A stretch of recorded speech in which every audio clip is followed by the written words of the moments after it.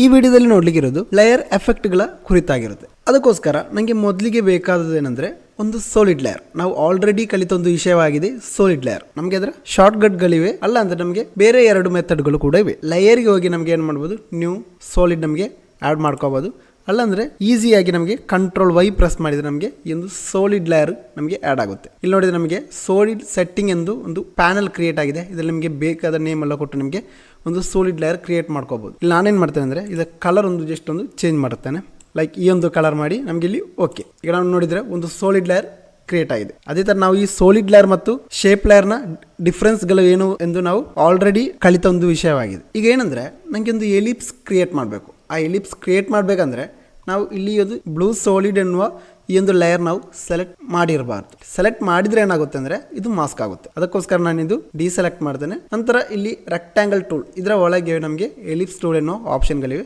ನಾನು shift press ಮಾಡಿ ಇದನ್ನು ಗ್ರಾಬ್ ಮಾಡ್ತೇನೆ. ಈಗ ನೋಡಿದ್ರೆ ನಮಗೆ ಒಂದು ಎಲಿಪ್ಸ್ ಟೂಲ್ ನಮಗೆ ಸಿಕ್ಕಿದೆ. ನಮಗೆ ಬೇಕಾದ್ರೆ ಏನು ಮಾಡ್ಬೋದು, ವಿಂಡೋಗೆ ಬಂದು ಇಲ್ಲಿ ನಮಗೆ ಅಲೈನ್ ಎನ್ನುವ ಒಂದು ಆಪ್ಷನ್ ಇವೆ. ಅಲೈನ್ ಕ್ಲಿಕ್ ಮಾಡಿ ನಮಗೆ ಇದು ಕರೆಕ್ಟ್ ಈ ಒಂದು ಕಾಂಪೋಸಿಷನ್ ಸೆಂಟರ್ ಆಗಿ ನಮಗೆ ಅಲೈನ್ ಮಾಡ್ಕೋಬಹುದು. ಇಲ್ಲಿ ನೋಡಿದ್ರೆ ನಮಗೆ ಅಲೈನ್ ಹೊರಿಜಾಂಟಲ್, ನಮಗೆ ಹೊರಿಜಾಂಟಲ್ ಆಗಿ ಅಲೈನ್ ಮಾಡ್ಕೋಬಹುದು. ಅದೇ ತರ ವರ್ಟಿಕಲ್ ಆಗಿ ಕೂಡ ನಮಗೆ ಅಲೈನ್ ಮಾಡ್ಕೋಬಹುದು. ಈಗ ಈ ಒಂದು ಎಲಿಪ್ಸ್ ಟೂಲ್ ಅಲ್ಲಿ ನಂಗೆ ಈ ಒಂದು ಫಿಲ್ ಅವಶ್ಯಕತೆ ಇಲ್ಲ. ನಾನು ಏನು ಮಾಡ್ತೇನೆ, ಈ ಒಂದು ಫಿಲ್ ಆಪ್ಷನ್ ಜಸ್ಟ್ ಒಂದು ಕ್ಲಿಕ್ ಮಾಡಿ ಇದರಲ್ಲಿ ಸಾಲಿಡ್ ಕಲರ್ ಇರೋದು ನಾನು ಏನು ಮಾಡ್ತೇನೆ ಅಂದರೆ ನಾನು ಕೊಡ್ತೇನೆ. ಈಗ ನೋಡಿದ್ರೆ ನಮಗೆ ಆ ಒಂದು ಇನ್ಸೈಡಲ್ಲಿರೋ ಒಂದು ಕಲರ್ ಆಗಿದೆ. ಈಗ ನನಗೆ ಬೇಕಾದದ್ದು ಏನಂದರೆ ಸ್ಟ್ರಾಕ್ ಮಾತ್ರ. ಸೊ ನಾನು ಏನು ಮಾಡ್ತೇನೆ ಅಂದರೆ ಈ ಒಂದು ಸ್ಟ್ರಾಕನ್ನು ಸ್ವಲ್ಪ ಇನ್ಕ್ರೀಸ್ ಮಾಡಿ ಕೊಡ್ತೇನೆ. ನಿಮಗೆ ಎಷ್ಟು ಸ್ಟ್ರಾಕ್ ಬೇಕು ಅಷ್ಟು ನಿಮಗೆ ಸ್ಟ್ರಾಕ್ ಕೊಡ್ಬೋದು. ಈಗ ಈ ಒಂದು ಶೇಪ್ ಲೇಯರ್ 1 ಎನ್ನುವ ಈ ಒಂದು ಲೇಯರ್ ಅದರ ಒಳಗೆ ಆಗಿರುತ್ತೆ ನಮ್ಮ ಕಂಟೆಂಟ್ಸ್ ಇರೋದು. ಈ ಕಂಟೆಂಟ್ಸ್ನ ಸ್ಟ್ರೈಟ್ ಆಗಿರುತ್ತೆ ನಮಗೆ ಆ್ಯಡ್ ಎನ್ನುವ ಒಂದು ಆಪ್ಷನ್ಗಳು ನಮಗೆ ಕಾಣ್ಬೋದು. ಈ ಆ್ಯಡ್ ನಾನು ಕ್ಲಿಕ್ ಮಾಡೋ ಸಮಯದಲ್ಲಿ ಇದರಲ್ಲಿ ನಮಗೆ ತುಂಬ ಆಪ್ಷನ್ಗಳಿವೆ. Merge path, offset path, pucker and bloat, repeater, round corner, ಈ ಥರ ನಮಗೆ ತುಂಬ ಎಫೆಕ್ಟ್ಗಳಿವೆ. ಇದರಲ್ಲಿ ನಾನು ಫಸ್ಟ್ ಆಗಿ ಯೂಸ್ ಮಾಡೋ ಎಫೆಕ್ಟ್ ಅಂದರೆ ವಿಗಲ್ ಪಾತ್ ಅನ್ನೋ ಈ ಒಂದು ಎಫೆಕ್ಟ್. ಈಗ ನಮ್ಮ ಈ ಒಂದು ಎಲಿಪ್ಸ್ ನೋಡಿದರೆ ಕರೆಕ್ಟ್ ಒಂದು ಸರ್ಕಲ್ ಆಗಿವೆ. ಅದೇ ನಾನು ಈ ಒಂದು ವಿಗಲ್ ಪಾತ್ ಎನೇಬಲ್ ಮಾಡುವ ಸಮಯದಲ್ಲಿ ಆ ರೌಂಡ್ನೆಸ್ ನಮಗೆ ಸ್ವಲ್ಪ ಕರೆಕ್ಟ್ ಆಗಿ ಸಿಕ್ಕಿಲ್ಲ. ಯಾಕೆಂದ್ರೆ ಈ ಒಂದು ವಿಗಲ್ ಪಾತ್ ಎನ್ನುವ ಈ ಒಂದು ಎಫೆಕ್ಟ್ ಆ್ಯಡ್ ಮಾಡುವ ಸಮಯದಲ್ಲಿ ಇದು ಆಟೋಮೆಟಿಕ್ ಆಗಿ ಇದು ಆನಿಮೇಟ್ ಆಗುತ್ತೆ. ಇದಕ್ಕೆ ನಾವು ಸಪ್ರೇಟ್ ಆಗಿ ಆನಿಮೇಟ್ ಮಾಡಬೇಕು ಎಂದಿಲ್ಲ, ಇದೇ ಆಟೋಮೆಟಿಕ್ ಆಗಿ ಆನಿಮೇಟ್ ಆಗುತ್ತೆ. ಈಗ ನಾನು ಪ್ಲೇ ಮಾಡುವ ಸಮಯದಲ್ಲಿ ನಮಗೆ ಕಾಣ್ಬೋದು ಆನಿಮೇಟ್ ಆದ ಒಂದು ಎಫೆಕ್ಟ್ ಆಗಿ ನಮಗೆ ಸಿಕ್ಕಿದೆ. ಬೇಕಾದರೆ ಇಲ್ಲಿ ವಿಗಲ್ ಪಾತ್ 1 ಎನ್ನುವ ಈ ಒಂದು ಆಪ್ಷನ್ ನಮಗೆ ಕಾಣ್ಬೋದು. ಇದನ್ನು ಎನೇಬಲ್ ಮಾಡಿ ನಮಗೆ ಏನು ಮಾಡ್ಬೋದು, ಇದು ಸೈಜ್ ಇನ್ಕ್ರೀಸ್ ಮಾಡ್ಬೋದು. ಅದೇ ಥರ ನಮಗೆ ಡೀಟೇಲ್ಸ್ ನಮಗೆ ಅಡ್ಜಸ್ಟ್ ಮಾಡ್ಕೋಬೋದು. ಈ ಥರ ನಮಗೆ ತುಂಬ ಆಪ್ಷನ್ಗಳಿವೆ.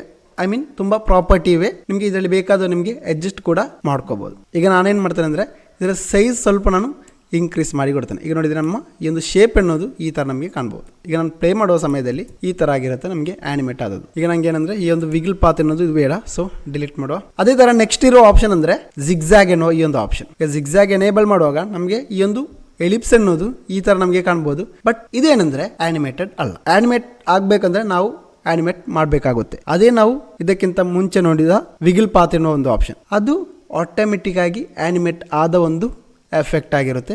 ಬಟ್ ಜಿಗ್ಜಾಗ್ ಎನ್ನುವುದು ಆನಿಮೇಟ್ ಅಲ್ಲ. ಇದಕ್ಕೆ ಬೇಕಾದ್ರೆ ನಮ್ಗೆ ಏನು ಮಾಡಬೇಕು, ಆನಿಮೇಟ್ ಮಾಡಬೇಕು. ಈಗ ನಾನು ಪ್ಲೇ ಮಾಡುವ ಸಮಯದಲ್ಲಿ ನಿಮಗೆ ಕಾಣ್ಬೋದು ಇದು ಆನಿಮೇಟ್ ಅಲ್ಲ. ಈ ಜಿಗ್ಜಾಗ್ ಒಳಗೆ ಹೋಗೋ ಸಮಯದಲ್ಲಿ ನಮಗೆ ಸೈಜ್ ಇರುತ್ತೆ ಮತ್ತು ಪಾಯಿಂಟ್, ಈ ಥರ ನಮಗೆ ತುಂಬ ಆಪ್ಷನ್ಸ್ಗಳಿವೆ.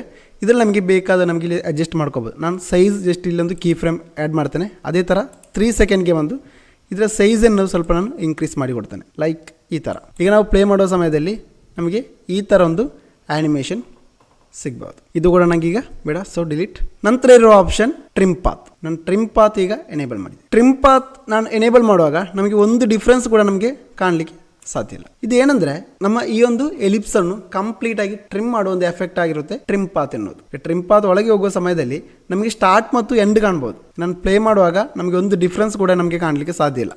ಸೊ ನಾನೇನು ಮಾಡ್ತೇನೆ, ಇದರ ಎಂಡ್ 100 ಇರೋದು ಇಲ್ಲಿ ನಾನು 0 ಮಾಡಿ ಕೊಡ್ತೇನೆ. ಅದೇ ಥರ ಇಲ್ಲೊಂದು ಕೀ ಫ್ರೇಮ್ ಕೂಡ ನಾನು ಆ್ಯಡ್ ಮಾಡಿ ಕೊಡ್ತೇನೆ. ಈಗ ನೋಡಿದರೆ ನಮಗೆ ಇಲ್ಲೊಂದು ಕೀ ಫ್ರೇಮ್ ಆ್ಯಡ್ ಆಗಿದೆ. ಅದೇ ಥರ 3 ಸೆಕೆಂಡ್ಸಿಗೆ ಬಂದು ಇದು 0 ಇರೋದು ನಾನು 100% ಮಾಡಿರ್ತೇನೆ. ಈಗ ನಾನು ಪ್ಲೇ ಮಾಡುವ ಸಮಯದಲ್ಲಿ ನಮಗೆ ಈ ಥರ ಒಂದು ಆ್ಯನಿಮೇಷನ್ ಕ್ರಿಯೇಟ್ ಆಗಿದೆ.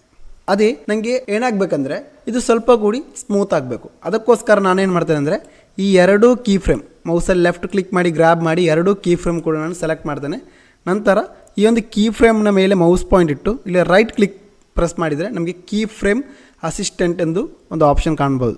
ಇದರಲ್ಲಿ ಈಸಿ ಎನ್ನುವ ಈ ಒಂದು ಆಪ್ಷನ್ ಇದನ್ನು ಜಸ್ಟ್ ಕ್ಲಿಕ್ ಮಾಡ್ತೇನೆ. ಈಗ ಈ ಒಂದು ಕೀ ಫ್ರೇಮ್ ಚೇಂಜ್ ಆದದ್ದು ಕಾಣ್ಬೋದು. ಅದೇ ತರ ಇಲ್ಲಿ ನಮಗೆ ಗ್ರಾಫ್ ಎಡಿಟರ್ ಎನ್ನುವ ಈ ಒಂದು ಆಪ್ಷನ್ ಜಸ್ಟ್ ಒಂದು ಎನೇಬಲ್ ಮಾಡ್ತೇನೆ. ಇದರಲ್ಲಿ ನಾನು ಏನು ಮಾಡ್ತೇನೆ ಅಂದರೆ ಇದನ್ನು ಸ್ವಲ್ಪ ಸ್ಪೀಡ್ ಸ್ಲೋ ನಮಗೆ ಅಡ್ಜಸ್ಟ್ ಮಾಡ್ಕೋಬೋದು. ಈ ಒಂದು ಗ್ರಾಫ್ ಎಡಿಟರ್ ಯೂಸ್ ಮಾಡಿ ನಮಗೆ ಇದರ ಸ್ಪೀಡ್ ನಮಗೆ ಅಡ್ಜಸ್ಟ್ ಮಾಡ್ಕೋಬೋದು. ನಾನೇನು ಮಾಡ್ತೇನೆ ಅಂದರೆ ಸ್ವಲ್ಪ ಇದನ್ನು ಸ್ಪೀಡ್ ಮಾಡ್ತೇನೆ. ಈ ಥರ ಒಂದು ಆ್ಯನಿಮೇಷನ್ ಕೊಟ್ಟೆ. ನಂತರ ಈ ಗ್ರಾಫ್ ಎಡಿಟರ್ ಡಿಸೇಬಲ್ ಮಾಡಿ ಈಗ ನಾನೊಂದು ಜಸ್ಟ್ ಪ್ಲೇ ಮಾಡ್ತೇನೆ. ಈಗ ನೋಡಿದರೆ ಈ ಥರ ನಮಗೊಂದು ಆ್ಯನಿಮೇಷನ್ ಸಿಕ್ಕಿದೆ. ಅದೇ ಥರ ನಮಗಿದು ಪ್ಲೇ ಆಗುವ ಸಮಯದಲ್ಲಿ ಇಲ್ಲಿ ನಮಗೆ ಮೋಷನ್ ಬರಬೇಕಂದ್ರೆ ಇಲ್ಲಿ ಕಾಣೋ ಈ ಒಂದು ಮೋಷನ್ ಜಸ್ಟ್ ಒಂದು ಎನೇಬಲ್ ಮಾಡಿದರೆ ಸಾಕು. ಈಗ ನೋಡಿದರೆ ನಮಗೆ ಇಲ್ಲಿ ಒಂದು ಮೋಷನ್ ಬ್ಲರ್ ನಮಗೆ ಕಾಣ್ಬೋದು. ಈಗ ಪ್ಲೇ ಮಾಡುವ ಸಮಯದಲ್ಲಿ ನಮಗೆ ಮೋಷನ್ ಬ್ಲರ್ ಅದೇ ಥರ ಸ್ಮೂತ್ನೆಸ್ ಎಲ್ಲ ಇನ್ಕ್ಲೂಡ್ ಆಗಿ ನಮಗಿದು ಪ್ಲೇ ಆಗುತ್ತೆ. ಅದೇ ಥರ ನಾನು ಏನು ಮಾಡ್ತೇನೆ ಅಂದರೆ ಈ ಆ್ಯಡಿಗೆ ಅಗೈನ್ ಆಗಿ ನಾನು ಕ್ಲಿಕ್ ಮಾಡಿ ಮೇಲೆ ಕಾಣೋ ಈ ಒಂದು ಗ್ರೂಪ್ ನನಗೆ ಒಂದು ಗ್ರೂಪ್ ಮಾಡಬೇಕು. ಸೊ ನಾನೇನು ಮಾಡ್ತೇನೆ ಅಂದರೆ ಈ ಒಂದು ಗ್ರೂಪ್ ಎನ್ನುವ ಈ ಒಂದು ಆಪ್ಷನ್ ಜಸ್ಟ್ ಒಂದು ಎನೇಬಲ್ ಮಾಡ್ತೇನೆ. ಈಗ ನೋಡಿದರೆ ನಮಗೆ ಗ್ರೂಪ್ 1 ಎನ್ನುವ ಈ ಒಂದು ಆಪ್ಷನ್ ನಮಗೆ ಎನೇಬಲ್ ಆಗಿದೆ. ಈಗ ಈ ಕಾಣೋ ಈ ಒಂದು ಎಲಿಪ್ಸ್ ಅದೇ ಥರ ಈ ಕಾಣೋ ಈ ಒಂದು ಟ್ರಿಮ್ ಪಾತ್ 1 ನಾವು ಟ್ರಿಮ್ ಮಾಡಿದ ಈ ಒಂದು ಎಫೆಕ್ಟ್ ಅದೇ ಥರ ನಾವು ಯಾವ ಆಬ್ಜೆಕ್ಟನ್ನು ಟ್ರಿಮ್ ಮಾಡಿದ್ದೇವೆ ಆ ಒಂದು ಆಬ್ಜೆಕ್ಟ್ ಎರಡೂ ಕೂಡ ಸೆಲೆಕ್ಟ್ ಮಾಡಬೇಕು. ಸೊ ನಾನು ಈ ಒಂದು ಎಲಿಪ್ಸ್ 1 ಎನ್ನುವುದು ಜಸ್ಟ್ ಕ್ಲಿಕ್ ಮಾಡಿ ಸೆಲೆಕ್ಟ್ ಮಾಡ್ತೇನೆ. ನಂತರ ಇರೋ ಈ ಒಂದು ಟ್ರಿಮ್ ಪಾತ್ ಇದು ಸೆಲೆಕ್ಟ್ ಮಾಡಬೇಕಂದ್ರೆ ಕಂಟ್ರೋಲ್ ಪ್ರೆಸ್ ಮಾಡಿ ಸೆಲೆಕ್ಟ್ ಮಾಡಬೇಕಾಗುತ್ತೆ, ಇಲ್ಲಾಂದರೆ ಇದು ಡಿಸೇಬಲ್ ಆಗುತ್ತೆ. ಇನ್ನು ನಾನು ಏನು ಮಾಡ್ತೇನೆ ಅಂದರೆ ಈ ಎರಡು ಆಬ್ಜೆಕ್ಟ್ಗಳನ್ನು ಗ್ರಾಬ್ ಮಾಡಿ ಈ ಒಂದು ಗ್ರೂಪ್ 1 ಎನ್ನುವ ಈ ಒಂದು ಲೇಯರ್ನ ಒಳಗೆ ಇಂಪೋರ್ಟ್ ಮಾಡ್ತೇನೆ. ಈಗ ನೋಡಿದರೆ ನಮ್ಮ ಈ ಒಂದು ಗ್ರೂಪ್ 1 ಎಂದು ಇದರ ಒಳಗಡೆ ನೋಡಿದರೆ ಟ್ರಿಮ್ ಪಾತ್ ಅದೇ ಥರ ಎಲಿಪ್ಸ್ 1 ಎಂದು ನಮಗೆ ಕ್ರಿಯೇಟ್ ಆಗಿದೆ. ಅದೇ ಥರ ನಾನು ಏನು ಮಾಡ್ತೇನೆ ಅಂದರೆ ಈ ಒಂದು ಗ್ರೂಪ್ 1 ಅನ್ನು ನಮಗೆ ಎಗೇನ್ ನನಗೆ ಡುಪ್ಲಿಕೇಟ್ ಮಾಡಬೇಕು. ಅದಕ್ಕೋಸ್ಕರ ನಾನು ಕಂಟ್ರೋಲ್ ಡಿ ಆಗಿರುತ್ತೆ ಡುಪ್ಲಿಕೇಟ್ ಮಾಡುವ shortcut. So control D press ಮಾಡುವ ನಂತರ ಈ ಒಂದು ಆರೋ ಮಾರ್ಕ್ ಎನೇಬಲ್ ಮಾಡಿ ಇದರಲ್ಲಿರುವ ಈ ಒಂದು ಎಲಿಪ್ಸ್ ನನಗೆ ಏನಾಗಬೇಕು ಅಂದರೆ ಇನ್ನೊಂದು ಎಲಿಪ್ಸ್ ಕ್ರಿಯೇಟ್ ಆಗಬೇಕು. ಸೊ ಅದರ ಸೈಜ್ ಸ್ವಲ್ಪ ಚಿಕ್ಕದಾಗಬೇಕು. ಅದಕ್ಕೋಸ್ಕರ ಈ ಒಂದು ಎಲಿಪ್ಸ್ 1 ಎನ್ನುವುದು ಜಸ್ಟ್ ಎನೇಬಲ್ ಮಾಡ್ತೇನೆ. ನಂತರ ಇರುವ ಈ ಒಂದು ಟ್ರಾನ್ಸ್ಫಾರ್ಮ್ ಎಲಿಪ್ಸ್ 1 ಈ ಒಂದು ಆರೋ ಮಾರ್ಕ್ ಎನೇಬಲ್ ಮಾಡಿ ಇದರ ಸ್ಕೇಲ್ ಸ್ವಲ್ಪ ಡಿಕ್ರೀಸ್. ಹೇಳಿದರೆ ಈ ಥರ ಈಗ ನಾನು ಪ್ಲೇ ಮಾಡುವ ಸಮಯದಲ್ಲಿ ನಮಗೆ ಈ ಥರ ಒಂದು ಆ್ಯನಿಮೇಷನ್ ಕಾಣ್ಬೋದು. ಓಕೆ.